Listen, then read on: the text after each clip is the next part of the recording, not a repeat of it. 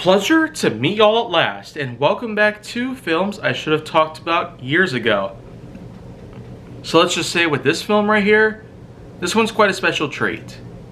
This is in fact the 2004 film adaptation of the classic TV series Starsky and Hutch. Yeah, you probably wouldn't figure that I would actually talk about this one, wouldn't you? Well, in all honesty, I really do find a lot of things peculiar about this. Yet I do find a lot of things rather interesting whenever I would normally find a film adaptation not necessarily, well, gauging to popularity. Not all film adaptations based off of certain things are expected to be very successful, but that's only because of the fact. Sometimes source materials end up getting taken and liberties end up being made all over the place. But I will say for sure that with most films, looking at it from multiple angles, the way that they were able to successfully capture the true magic and the true power that the series itself had taught us over the years, Starsky and Hutch, in this instance, actually does feel like something that we probably would have seen that the show might have been able to provide for us. But in this instance, we have ourselves actors like Ben Stiller, Owen Wilson, Vince Vaughn, and even Danny Glover from Lethal Weapon being thrown together into one big mash of the mid-1970s. That is, of course, the world of Starsky and Hutch. And then, of course, you gotta remember the classic 74 Ford Gran Torino Sport itself is also being used in this film. With the likelihood that many things were to take place, well, that's actually what does end up happening. Starsky and Hutch go to places to go find some sort of strange new drug that is on the loose. It is in fact a ginormous shipment of powdered cocaine. But this type of cocaine is in fact engineered to be undetectable by any means.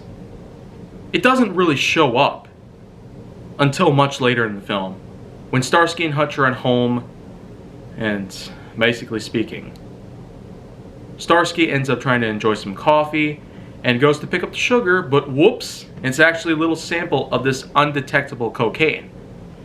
And then they eventually go to a nightclub, and eventually this is where we find out that this sort of cocaine has the same old effects as the real cocaine would. The kind that's normally able to be detected by dogs or by other sorts of equipment.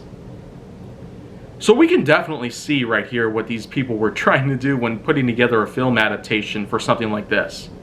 For a film based on a show, I'd say Starsky and Hutch deserves way more credibility than a lot of people would have normally given it. If someone were able to make a film based off of things like MacGyver or Knight Rider, or if they even made a film based off of the original Incredible Hulk with Bill Bixby, then I feel like that we could really go full circle here and give quite a bit of nostalgia about it. If we could also get ourselves some unlikely successors out there, at which point we were able to basically find out a lot about these films in comparison to many other unlikely successes that actually didn't turn out to be as successful back then as many of us see them now, then maybe we can really find something worth all of this trouble, going to find these things, seeking out the best in them all.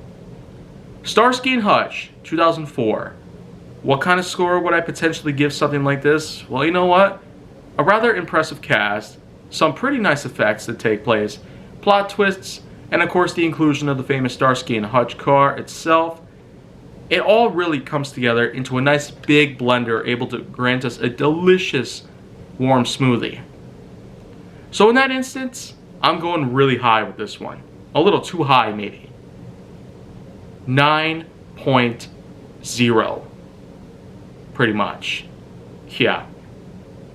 9.0. I cannot necessarily be sure if it would have a ton of rewatch value to it, but as a matter of fact, I probably would be considering watching it again just for the fun of it.